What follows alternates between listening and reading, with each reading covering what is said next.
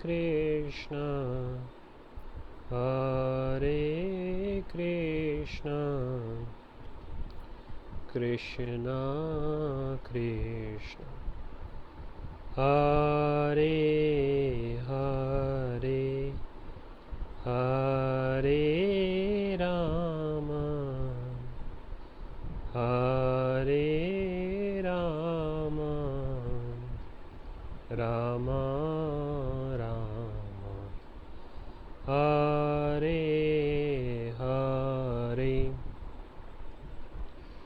So, Hare Krishna, I welcome you to our special session today. And since Sri Krishna Janmashtami is around the corner, so today we would deep dive into the pastimes. We will have a bird eye view of the pastimes of Lord Krishna.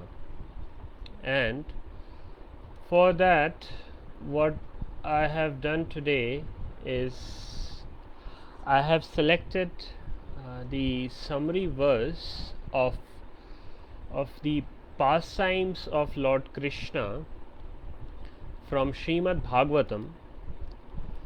Now, you might have heard of the Srimad Bhagavatam is the literary incarnation of Lord Krishna, and Lord Krishna in this Kali Yuga has blessed us with his form of Srimad Bhagavatam. And in this Srimad Bhagavatam there are countless pastimes of his devotees, how they devote their lives for Lord Krishna, how they worship Lord Krishna, and also it speaks pages after pages, chapters after chapters about glories of Lord Krishna.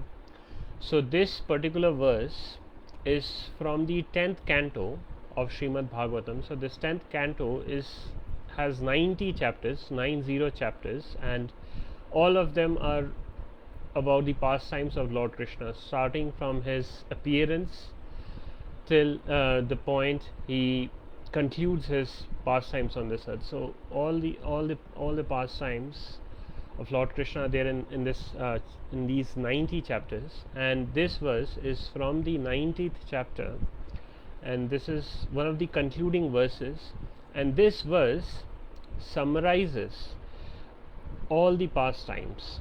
So in one verse we would see all the pastimes of Lord Krishna. So without delaying any further, let's start. So this verse, I will sing this verse, and then we will go into the individual meanings of these words. So there is no meaning which has been provided, because we would delve into a word, the meaning of the word, and we would also delve into the pastimes related to that word. So let's start.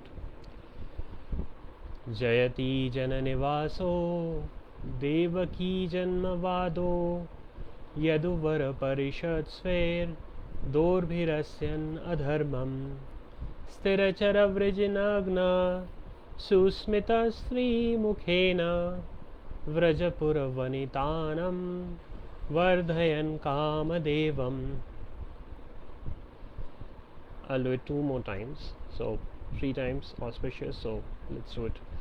Jayati Jananivaso Devaki Janmavado Yaduvar Parishad Sver Dorbhirasyan Adharmam Sthirachara Vrijinagna Susmita Sri Mukhena Vrajapura Vanitanam Vardhayan Kamadevam. Maybe this time you can also sing along. Jayati Jananivaso Devaki Janmavado Yaduvar Parishad Sver Dorbhirasyan Adharmam Sthirachara Vrijinagna Susmrita Sri Mukhena Vrajapura Vanitanam Vardhayan Kamadevam. So now we will understand the meaning of the verse word by word, phrase by phrase. So this word Jayati it means to glorify, or we might have heard Jayati, or the word Jay means victorious, or if we want to hail someone, we say Jay or Jayati. So Jayati. Now Jayati, Lord Krishna is always victorious, and we don't need to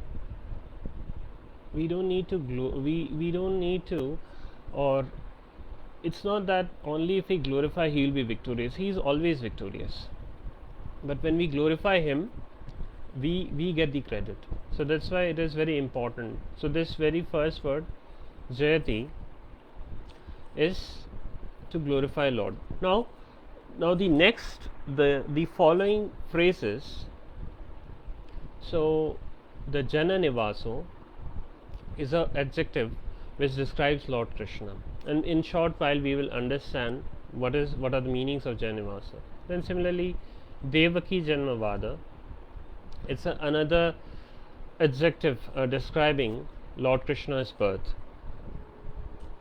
Then Yaduvara Parisat Swair. So Yaduvara means the dynasty of Yadu.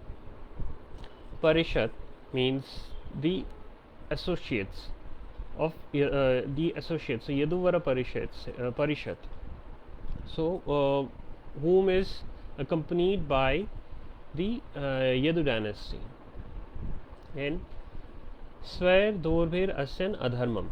So this is another adjective which describes how he is, with his own arms, he destroys the irreligion or the adharma.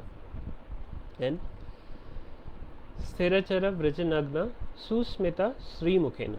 So Sthirachara means Sthira means unmoving, Chara means moving. Vrijana means miseries, and Gna means to destroy. So one who destroys the miseries of the moving and the unmoving through his sweet smile. So Susmita Sri Mukhena, so the sweet smile on his face. And Vrajapura Vanitanam Vardhayan Kamadevam, which means the devotees of Vraja, especially the ladies, they are always surrendered to Lord. So let I myself also surrender to Lord Krishna. So this is overview of this verse. Now, as I said, we will delve deeper into each of these words and understand, and we will get to know many pastimes of Lord Krishna. So, as I said, Jayati. So Jayati, Lord Krishna would always be victorious. Now, whether it be the demons or ones who pose as the demons, Lord Krishna would always prevail over them. So there had been countless demons or asuras who had come to harm Lord Krishna or the Vrajavasis, but he had always effortlessly destroyed their ego and delivered them. So let it be Kalyanag, let it be Aghasura, let it be Bakasura, or let it be Putana, Shakatasur. There have been many demons, and all these demons have been very effortlessly delivered by Lord Krishna. Now, the teaching we need to get from this is that Vaishnava Acharyas explain that each of these demons are one of the inferior tendencies or motives of the mind. So, for example, there is ego, there is lust, there is anger, there is greed. So each of these demons are representing these inferior tendencies.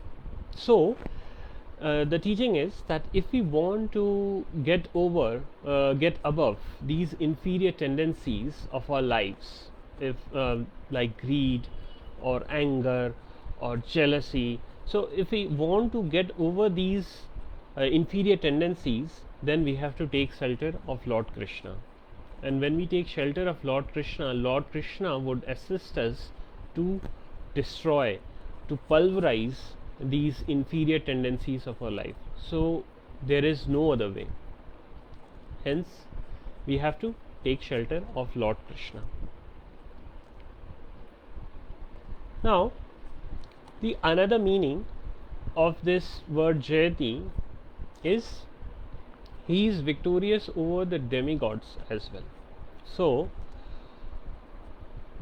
we have heard about the famous pastime where Lord Krishna was asking his father Nand Maharaj that why they are making this elaborate worship to Indra. So then Nand Maharaj explained that how it's because of Indra that the rains are happening, and through rains the farms, the grasses, there are plentiful of grasses, and there is a lot of cultivation, and because of which we are able to take care of the cows, and this is how our profession works.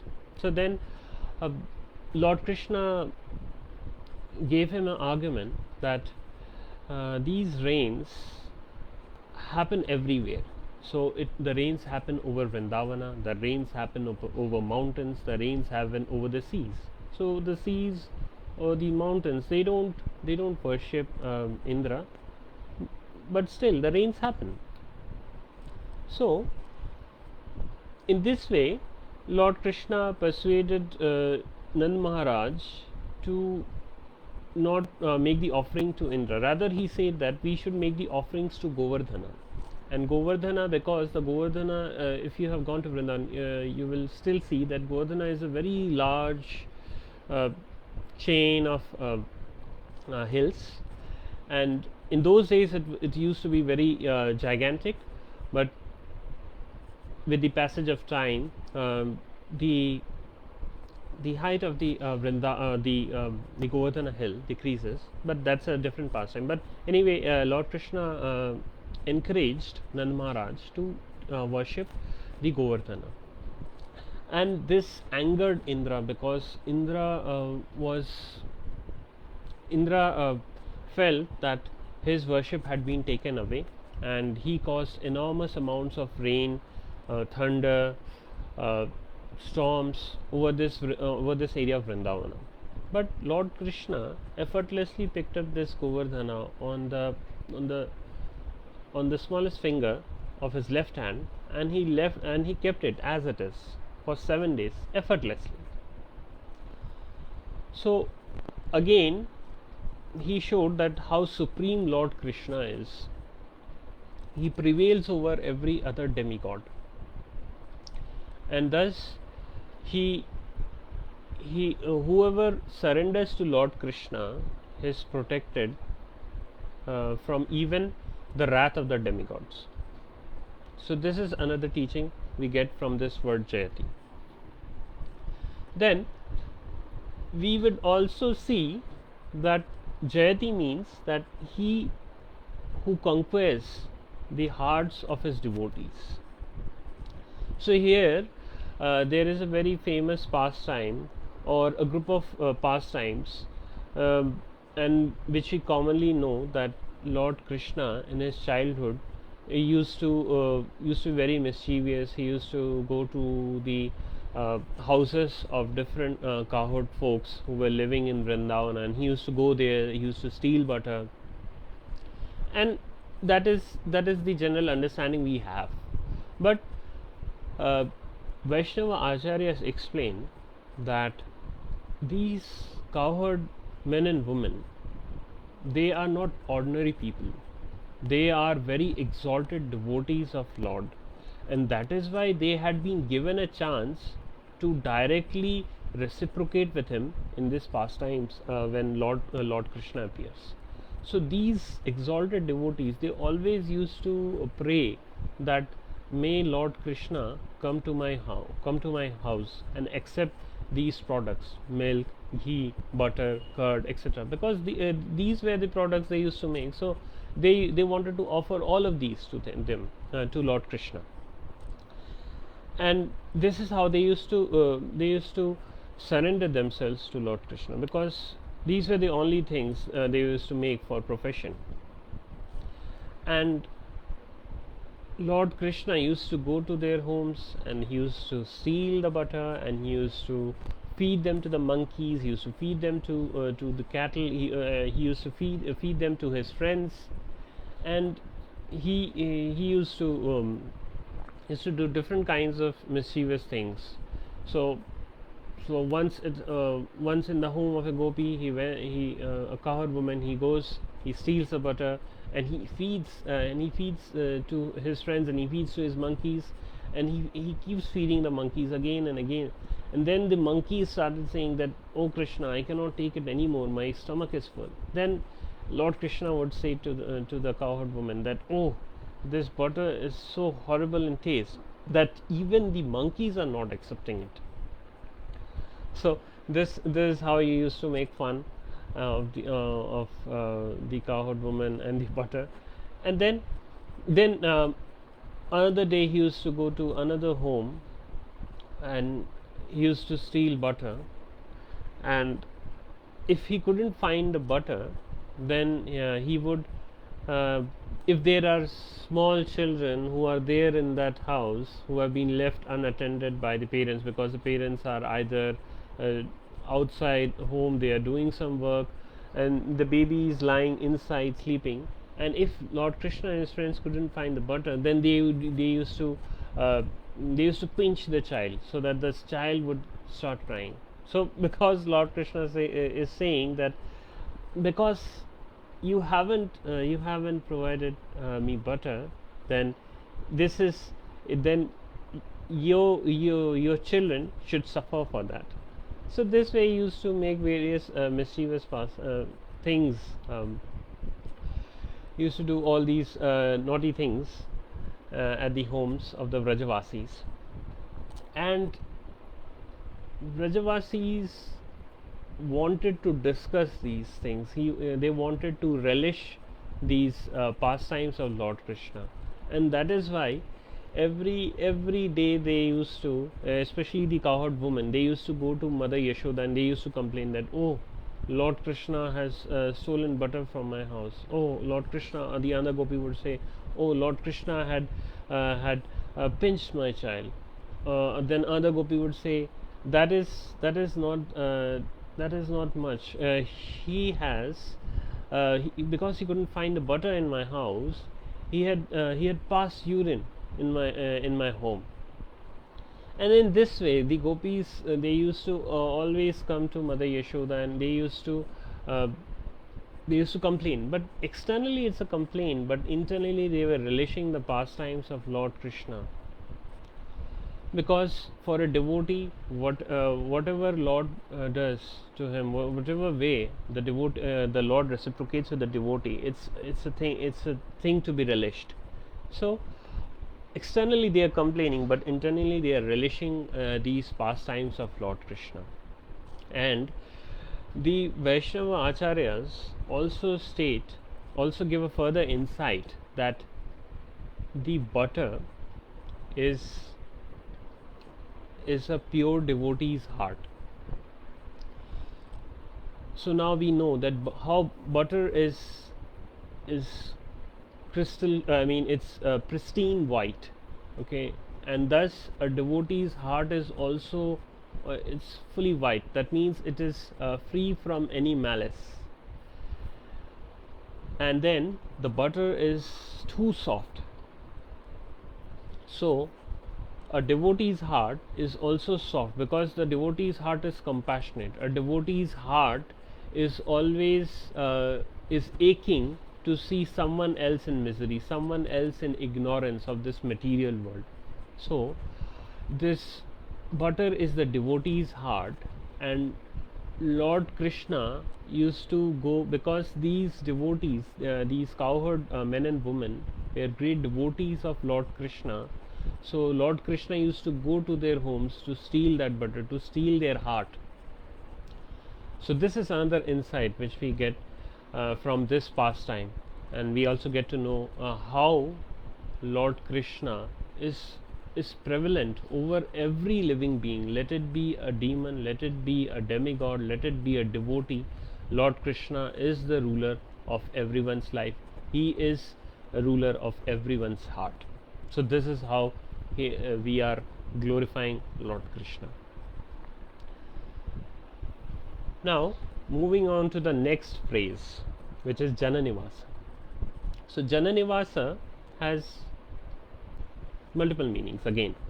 Now Jananivasa, one meaning can be that one who is residing in everyone's heart.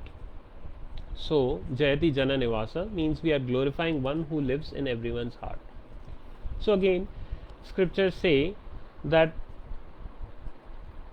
Lord Krishna in the form of Paramatma or in the form of Lord Vishnu is residing in every living being's heart. So let it be a human being, let it be an animal, let it be an insect, let it be a tree. He is living within the heart of every living being.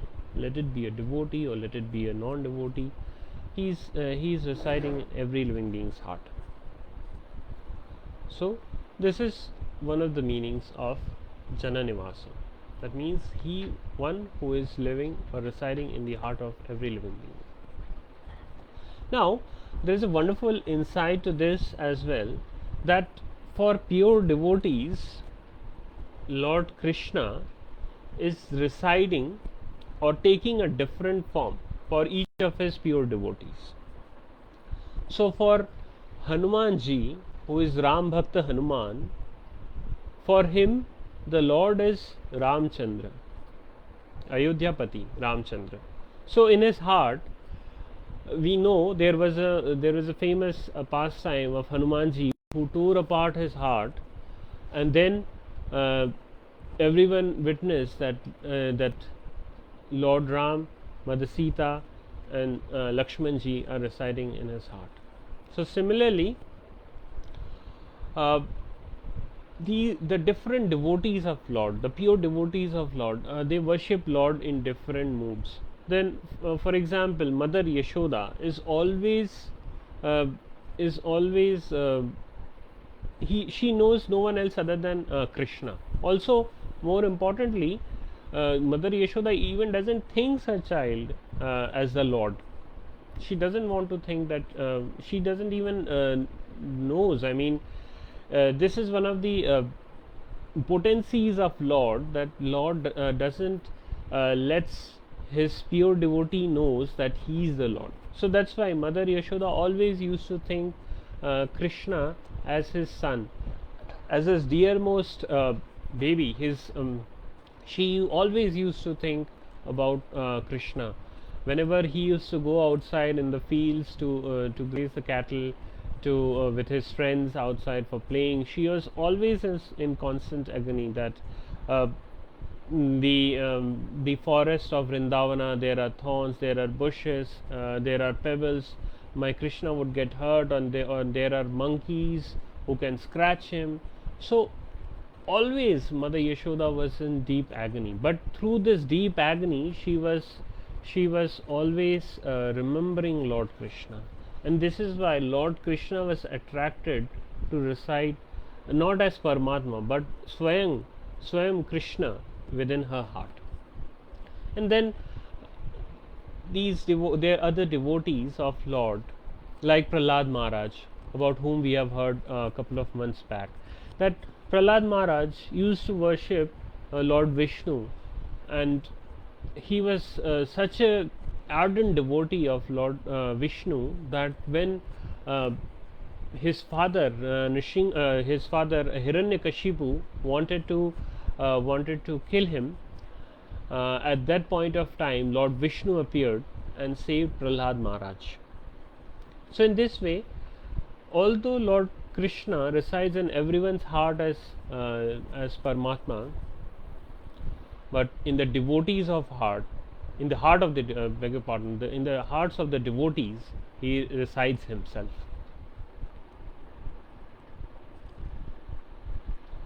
And now the another meaning of this word Jana Nivaso is that in whom everyone resides. So again, there is this wonderful pastime of Lord Krishna eating mud. So baby Krishna, one day he was he himself he started eating the mud of Raja, and when his friends, when his Gop Sakhas witnessed this, they immediately went to Mother Yashoda, ran to Mother Yashoda and said, oh mother, your son Kanha is eating mud.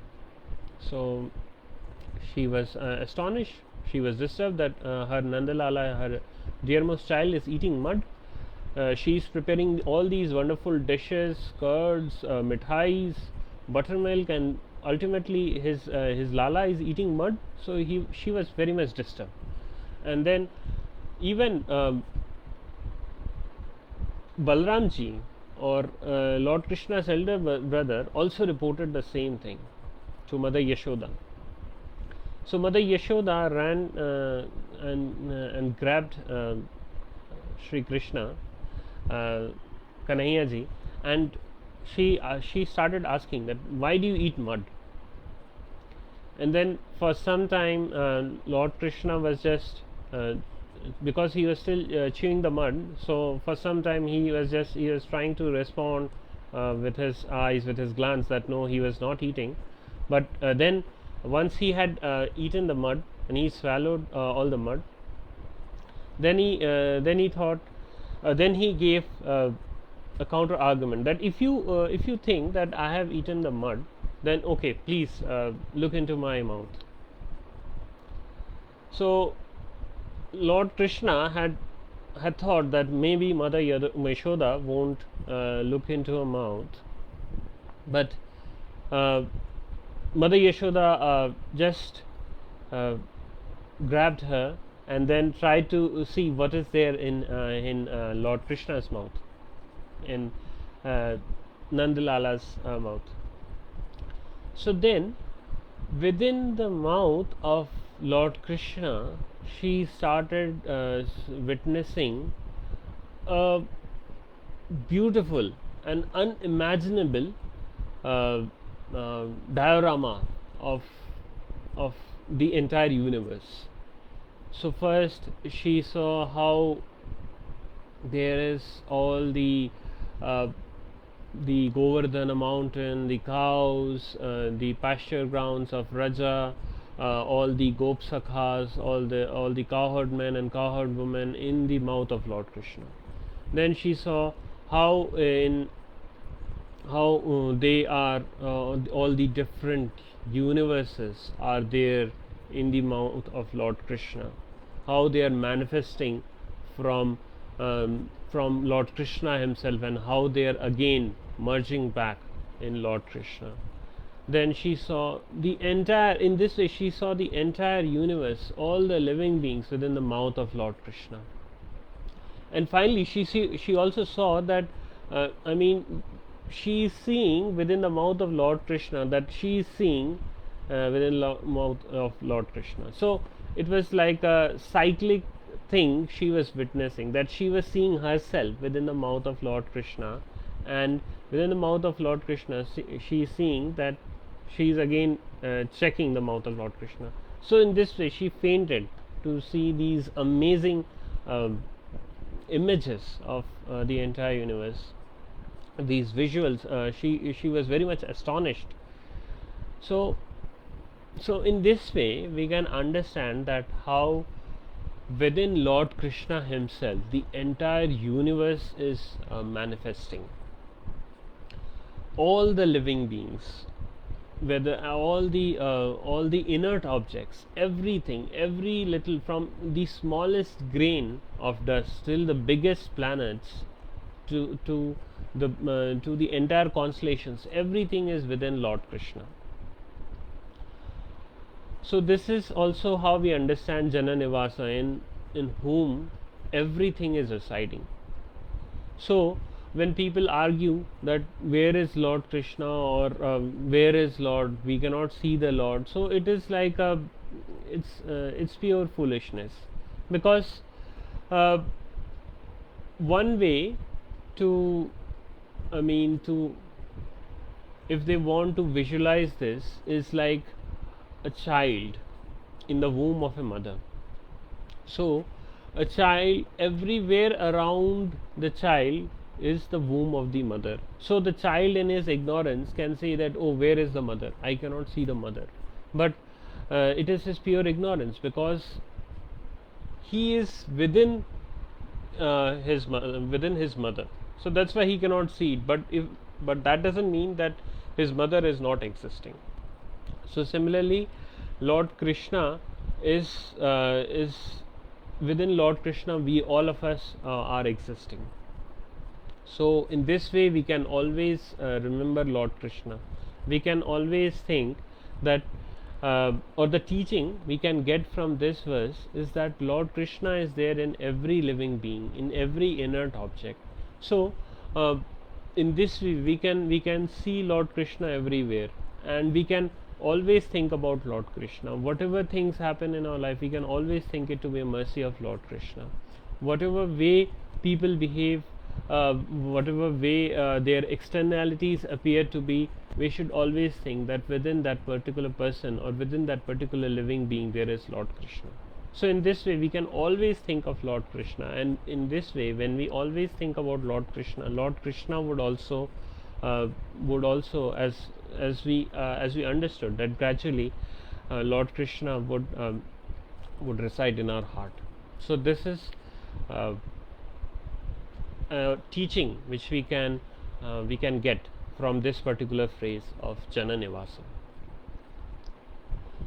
Now we have done Jayati Jana Nivaso. Now coming to the next verse, next phrase, Devaki Janma Vadam. Now for Lord Krishna to appear in a prison house at the darkest hour of the night, to parents who had been shackled, so this is something which appears to be very strange. So that's why this verse, this phrase, Devaki Janma Vada. So Vad means controversy, and being birth from getting a birth from Devaki, so controversy around the birth from Devaki. So this is the first controversial thing, that being a lord, he is taking birth in a very gloomy situation, prison house, shackles, the dark night. So it seems very strange for Supreme Lord, who is the possessor of all appliances, who is served by countless Mother Lakshmis in the Vaikuntha Loka, in Goloka Vrindavana. So it's very strange for the Lord to appear in such an inopportune moment. But the teaching we should get from this is, where does Lord Krishna appear? So if the devotee is surrendered, so Devaki, Mother Devaki and Vasudev, they were surrendered souls. They had been surrendered to Lord Krishna even in their previous birth. They had performed enormous austerities for thousands of years to worship Lord Krishna. So this shows how surrendered they were. So because they were surrendered devotees, so even despite it be a prison house, it being the darkest hour of the night, Lord Krishna appears. So the teaching is that if we are surrendered, if we surrendered, if we take full shelter of Lord Krishna, if we think the Lord is the Lord of our lives, so despite it being the darkest hour or the darkest moments of our life, or it may be the Kali Yuga, let's say it can be compared to the Kali Yuga of our lives, or the most difficult times of our life, Lord Krishna would appear. Even though there can be so much negativity all around us, there can be greed, there can be jealousy, there can be hatred, there can be ruthlessness, but still Lord Krishna would appear. So Lord Krishna doesn't care about the externalities. Although he is the Lord, he would appear to us if we take full shelter of him. So this is one of the mysteries about the birth of Lord Krishna, that if we are surrendered, if we fully take shelter of Lord Krishna would definitely come and would deliver us. Now the next there is another meaning of this Devaki Janmavada, and which is around whether Devaki gave birth to Lord Krishna or was it Yashoda. Now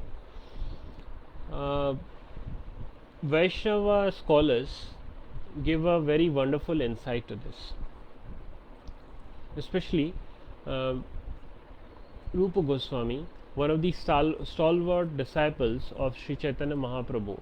He mentions in his book Laghu Bhagavatamrita that Lord Krishna appeared both from Devaki's womb and also from Mother Yashoda's womb at the same time. So two Lord Krishna, one is Devaki Nandan, the another is Yashoda Nandan. One takes birth in Mathura, another in Vrindavana. Now when Vasudev took his Devaki Nandan from the prison house to Mother Yashoda's or to Nand Bhavan to keep his child there in the safety, to let the child grow in the safety of Vrindavana, and when he took back the daughter of Mother Yashoda. So it is said that Mother Yashoda gave birth to twins. One is Lord Krishna and the other is the one whom we know as in by the name of Durga. So Vasudev couldn't see Lord Krishna already laying there. Okay, so when he placed his Devaki Nandan in nearby Mother Yashoda, he couldn't witness that already the another child was sleeping there, but he picked up the Mother Durga, and then in this way both the Krishnas, the Devaki Nandan and Yashoda Nandan, were sleeping side by side, and it so happened that it is said that when Devaki Nandan gazed at Yashoda Nandan, he was so much excited that Devaki Nandan merged into Yashoda Nandan. Now it is said that Devaki Nandan is because he is the Krishna of Mathura. He is actually expansion of Vishnu, but the Yashoda Nandan is Krishna himself. So this is a beauty that both the Krishnas simultaneously resided in Vrindavana for few years. So when it was a killing of the demons, that was always done by the Krishna who was Devaki Nandan, because he is the expansion of Vishnu, and Vishnu with his 4 arms, club, chakra, and with all his weapons, he used to do all these pastimes of killing the demons. But when it was the time for stealing butter or playing with his cowherd friends or tending his cows, so this was done by Yashoda Nandan. So this is also a beauty that all the pastimes were happening simultaneously. I mean, there are the pastimes of killing the demons, which was being done by Devaki Nandan, and then there were the pastimes of playing with his cowherd friends and stealing butter, and all these wonderful pastimes were being done by the Yashoda Nandan. And then we know that when Akrura came to take Lord Krishna, it was the Devaki Nandan who went back, but the Yashoda Nandan always stayed there. So he stayed back and he eternally stays there. So it is said that Lord Krishna never leaves Vrindavana. So by this logic, we can know that how Lord Krishna never leaves Vrindavana. It is always the Devaki Nandan who performs the various pastimes outside Vrindavan. Let it be taking part in the Mahabharata war, or let it be becoming the king of Dwarka. All these pastimes are being done by Devaki Nandan. But the pastimes of Vrindavana, the eternal pastimes of Vrindavana, are being done by Yashoda Nandan. So this is also another wonderful insight which we get by understanding how this Devaki Janmavada. Then Yaduvara Parishat Swair. So Yaduvara Parishat means he is always surrounded by the exalted devotees. Let it be the devotees of Vrindavana, let it be the devotees of the devotees, the Pandavas, or his associates in Dwarka. So countless devotees of Lord, they are playing these different roles, but they are all exalted devotees. So whoever accompanies Lord Krishna in his pastimes are all exalted devotees of Lord. So whether it be Nand Baba, let it be Mother Yashoda, let it be Mother Devaki, or his friends like Sridham, Madhumangal, then his associates in from the Pandavas like Arjun, Yudhishthir, Bhim, Nakul, Sahadev. All of them are very great devotees of Lord Krishna, and he is always accompanied by these devotees. So that this is how we can see that he always enacts the pastimes, always surrounded by his devotees, and even who are against him, they are also very close associates of Lord, because it is not possible to simultaneously appear when Lord Krishna has appeared and enact in the pastimes in which Lord Krishna is the main hero. So even who are playing, who are on the opposite side, they should also be respected. We should treat them, we should respect them, and because they are also very close associates of the Lord. So this is the meaning of Yaduvara Parisat. Then Sver Dorbir Asyan Adharma. So this means that Sver Dorbir means by his own hands. Sver Dorbir, Dorbir means arms, and Asyan Adharmam means who destroys the irreligion. So we know that in the war of Mahabharata, there is a very interesting anecdote. Now at the end of Mahabharata, it is said that Arjuna and Bhim were having a very wonderful conversation. So they were saying, so they were arguing that who had killed maximum enemies. So Arjuna was saying that I had killed. Bhima was saying no, I have killed. Then Lord Krishna said that let us take the view of Barbarik. Now who is Barbarik? Barbarik was one who was given the boon by Lord Krishna that he would be able to witness the entire war. So then Barbarik said that Bhim, you didn't kill the maximum soldiers of the enemy. Then Arjuna was elated. Then Barbarik again interrupted that Arjuna, you don't need to be happy, because you were also not the one who killed the maximum enemies. It was Lord Krishna himself. Because I could see that although you were shooting the arrows, you were throwing the weapons, but it was Lord Krishna himself who was walking around, and he was by his glance he was delivering all the soldiers. So it is Lord Krishna himself who delivered all the enemies.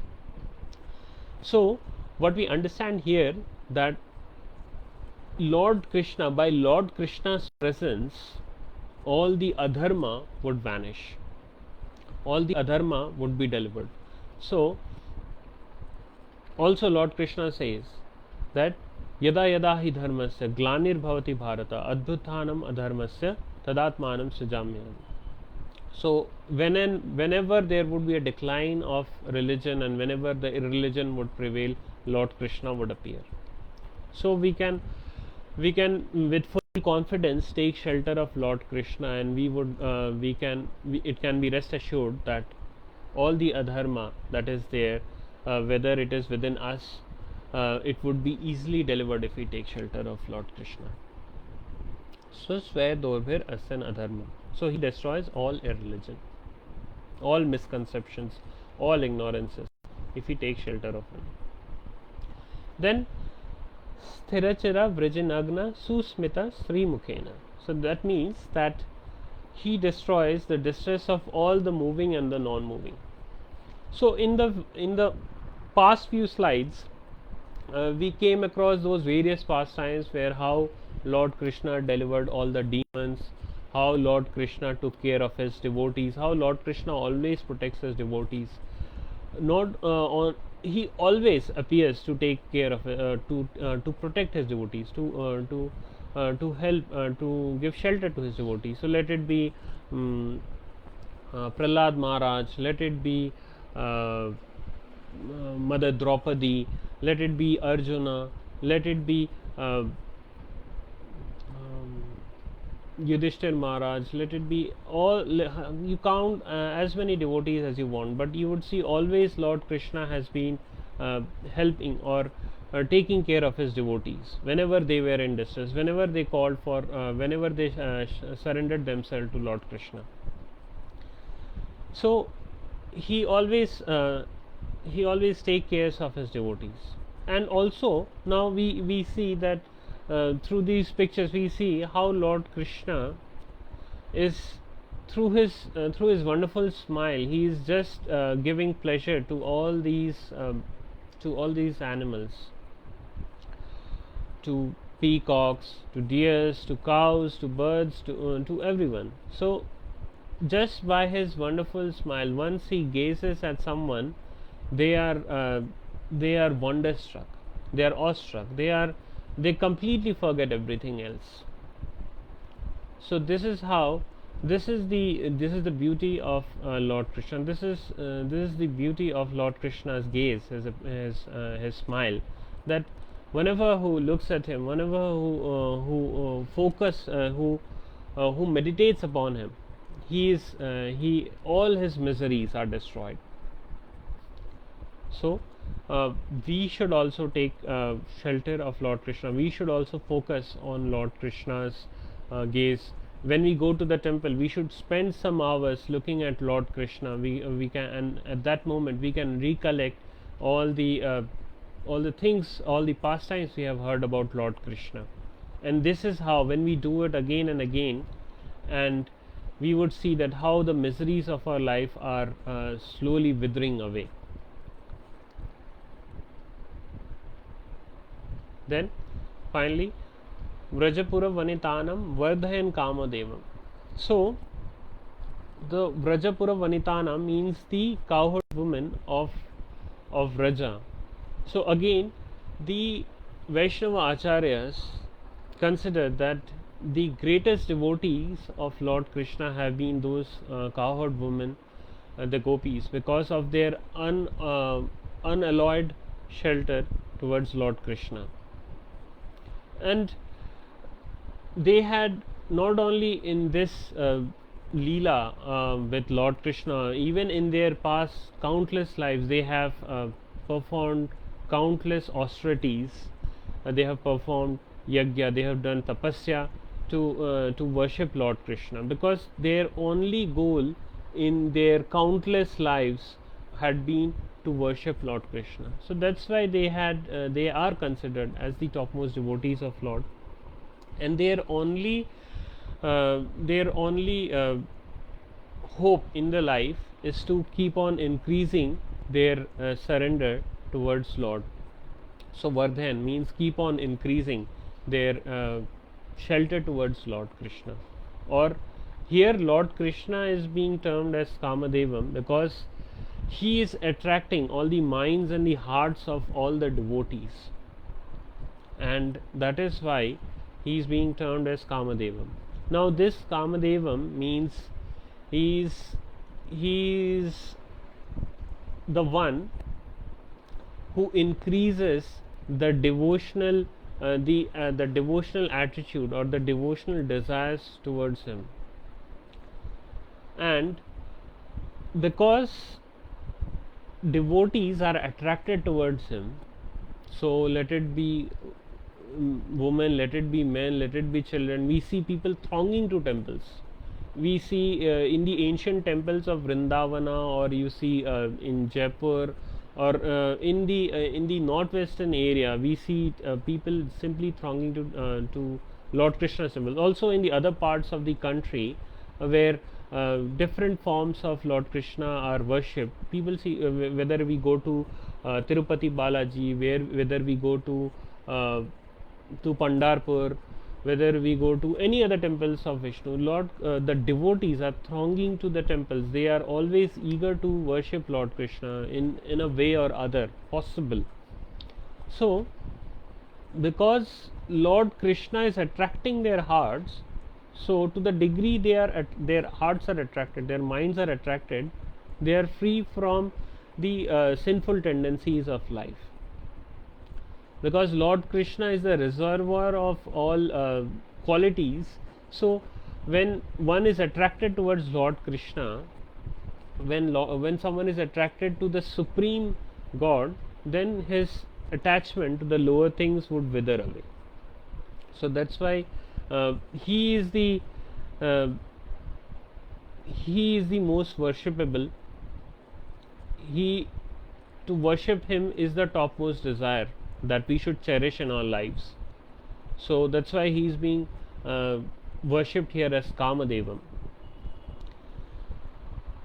So we can see that through all these in this one particular verse, we see a variety of pastimes of Lord Krishna, and we see how different devotees of Lord Krishna have taken shelter of Lord Krishna, or how Lord Krishna have reciprocated with all the devotees and all the living beings. Not only the devotees, even his deliverance of the asuras is a mercy of Lord Krishna. Even his deliverance of the soldiers of on the Mahabharata battlefield was a symbol of mercy. So we can see how he is so merciful, and this is the essence of Lord Krishna, that he is so merciful. He is always thinking about all of us, all the living beings, how we can be delivered. He is always thinking about us. He is always ready to bestow mercy upon us. So it is only the only thing which might be missing is that our determination to throw him, or to engage him in his service. Now this concludes the verse which we have been discussing now, and I cannot close this session without giving credit to this magnanimous personality, His Divine Grace Srila Prabhupada, who had kindly translated the Srimad Bhagavatam, which was originally in Sanskrit, to English, and from that other languages have been translated into. Now in his life, in the life of Srila Prabhupada, we can see his life has been marked with many milestones, many wonderstruck. We will get wonderstruck if we hear about those milestones. For example, when he was 48, he started publishing a magazine. He not only used to write the articles, he used to get it published, he used to distribute it, so all by himself. So he started doing it at the age of 1914.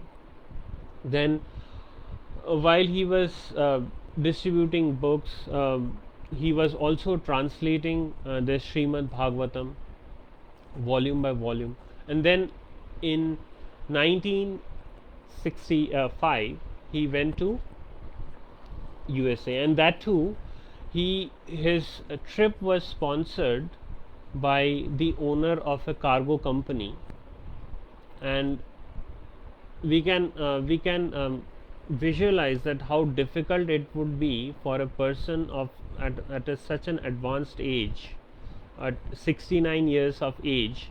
Someone is going someone is going to a foreign land, and also because Srila Prabhupada had already taken sannyas at that point of time, so he had no money. He was literally penniless.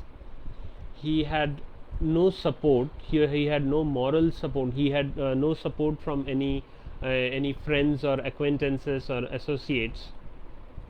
But because his spiritual master had instructed that you should go to the West and preach, because Srila Prabhupada had received teaching in a school that was run by the Britishers, so he had a very good knowledge of English. So that's why his Guru Maharaj had asked him to preach this message of Krishna consciousness in the West. So at the advanced age of 69, just to fulfill the teachings of his Guru, to fulfill the order of his Guru, he went to the West. And then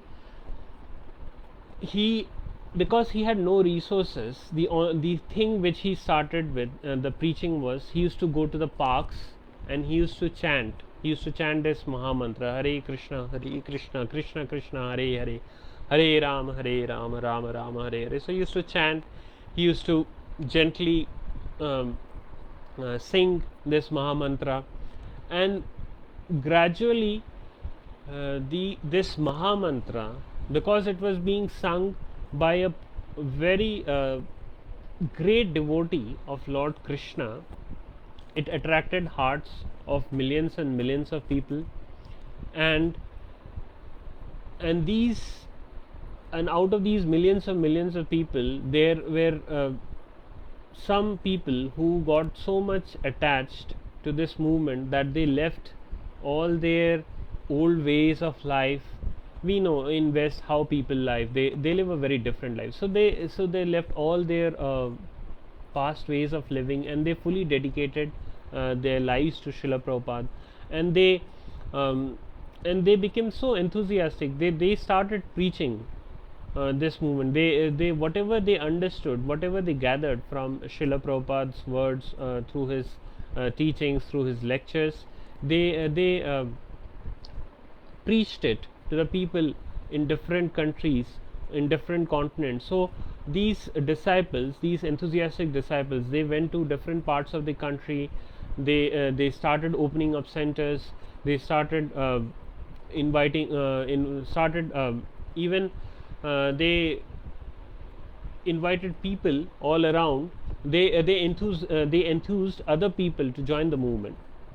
So in this way, Srila Prabhupada was able to establish 108 temples in a span of just 12 years. So from 1965 to 1977, he was able to establish 108 temples, and he was able to he initiated, or he gave Diksha to 5,000 disciples. So which means that these 5,000 souls, they had agreed to take to chant the names of Lord Krishna, to follow some basic rules and regulations. So Srila Prabhupada was able to initiate 5,000 such men and women. And not only that, he wrote, or he translated these books, Srimad Bhagavatam, one of the key amongst them, Bhagavad Gita, Chaitanya Chaitamrita, which are pastimes of Lord Chaitanya Mahaprabhu. And then there are many other books which he either translated or he wrote based on the commentaries of other books. and he did that while he was traveling from one country to another to preach. So as I said that because many disciples had gone to different parts of the country, within United States or to United Kingdom, to Germany, to Latin America, in Asia. So because these disciples went to different corners of the world, they started opening up centers. So Srila Prabhupada used to go to these different centers so that these devotees can be further enthused, so that they can keep up to the standard. They shouldn't to make them more to make them more active in Krishna consciousness. So this way he traveled 14 times around the globe in those 12 years, and while he was doing so, he was also writing this. Primarily, he was working on this Srimad Bhagavatam. So, not only he was traveling from one city to another, from one country to another, it is also said that who the closest disciples, the disciples of Srila Prabhupada, and who the other close associates who were there with him, they say that Srila Prabhupada would hardly used to sleep for 3 or 4 hours. So from 10 till 2, from 10 in the night to till 2 in the morning, that's the time he used to rest. From 2 in the morning again he used to wake up and start working on this mammoth Srimad Bhagavatam, which contains 18,000 verses. And throughout the rest of the day he was meeting people, he was teaching how to do arti, he was giving lectures, he was corresponding to the letters of different devotees who were in different parts of the world. So he was managing this entire organization only via letters. He was answering all types of questions of the disciples. So let it be philosophical, let it be managerial, let it be related to law, because when devotees were trying to open up temples, they were being harassed by the law authorities or the governments, and this way he was always he was always in constant touch with his disciples, because the disciples were always falling back upon him to take guidance. So at the same time he was writing to the letters, he was corresponding with his disciples, he was taking part in day-to-day preaching activities, plus he was translating the Srimad Bhagavatam book. So we can understand how much painstaking efforts he has taken to translate this book. So let us grab this wonderful opportunity to read this book and to worship this book, because the Srimad Bhagavatam book is none other than the literary incarnation of Lord Krishna. So let us take shelter of Lord Krishna by chanting, by reading his pastimes, by narrating his pastimes to our friends and family members, by remembering these pastimes, and finally by doing this we can go back to Godhead. So I would close today's session with this final verse. This is from Chaitanya Charitamrita. It says, Krishna Tulya Bhagavatam Vibhu Sarvashray. So which means that Srimad Bhagavatam is non-different from Krishna. So Krishna Tulya Bhagavatam Vibhu Sarvashray. So Vibhu Sarvashray means he is the supreme shelter of all living beings. He is the originator of all living beings. Prati shloke prati akshare nana artha koi. So which means on every letter, in every word, in every verse, we would be able to discover wonderful and many insights, as we just went through one single verse of Srimad Bhagavatam, and we came across we sifted through many pastimes of Lord Krishna. So imagine if we can go through these 18,000 verses, then we would know, we would delve into the ocean of Lord Krishna's pastimes. So let us make an effort to get this Srimad Bhagavatam book and read this Srimad Bhagavatam book, because as I say that this Srimad Bhagavatam book is none other than Lord Krishna. So this is such a wonderful and novel way to take shelter of Lord Krishna, to hear about his pastimes, to chant, and finally it will give us a way to go back to Godhead. So with this message I will close today's session. I hope the Janmashtami, which is on day after tomorrow. It's a you can spend that day in the consciousness, or while trying to remember some of these pastimes of Lord Krishna, and hope this help you to advance towards Lord Krishna. So with that hope, I close today's session. Hare Krishna.